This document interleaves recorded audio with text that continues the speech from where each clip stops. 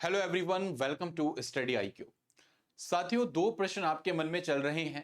पहला प्रश्न यह है कि क्या इस बार बीपीएससी के परीक्षा पैटर्न में कुछ बदलाव की संभावना है, और दूसरा प्रश्न, क्या यूपीएससी की तर्ज पर इस बार एग्जाम होने के चांसेस हैं। साथियों, जैसे एक न्यूज़ आप पेपर में देख रहे हैं, एक बात तो मैं आपको क्लियर कर दूं कि इस बार आयोग ने ये साफ यहां पर संभावना व्यक्त की है कि प्रश्नों का जो लेवल है उसमें थोड़ा सा आपको बढ़ोतरी देखने को मिलेगी। तो ये स्वाभाविक है कि इस बार पेपर में लगभग 40 से 50% तक पेपर हो सकता है आप लोगों का पेपर थोड़ा अच्छे लेवल का है। अच्छे लेवल का मतलब ये नहीं है कि पेपर को बहुत ज्यादा टफ कर दिया जाएगा। इसका मतलब यह है कि जो क्वेश्चन के पैटर्न है उसमें बदलाव होने की संभावना व्यक्त की जा रही है।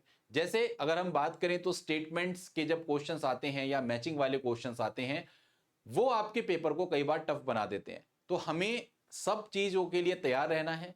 जैसा कि आपको बताया है कि पैटर्न में थोड़ा बहुत बदलाव स्वाभाविक है इस बार, क्योंकि जैसे वैकेंसीज भी काफी सारा है, इसका काफी सारी आपको देखने को मिल रही हैं। नंबर ऑफ वैकेंसीज भी ज्यादा हैं, तो नंबर ऑफ वैकेंसीज को भी ध्यान में रखा जाए। पेपर के स्तर को खासकर यहां पर बढ़ाने की बात की जा रही है, अलग अलग तरीके के पैटर्न्स को चेंज करने की बात की जा रही है।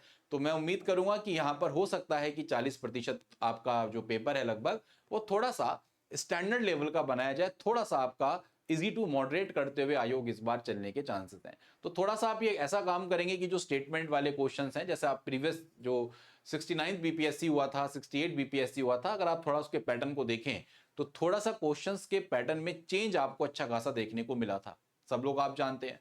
तो कोशिश करें आप अपने जैसा पढ़ रहे हैं वैसे पढ़ते रहें, थोड़ा सा कॉन्सेप्चुअल अंडरस्टैंडिंग और रखने की कोशिश करें। वन लीनियर पर थोड़ा कम फोकस करते हुए कॉन्सेप्चुअलाइजेशन पढ़ने की कोशिश करें।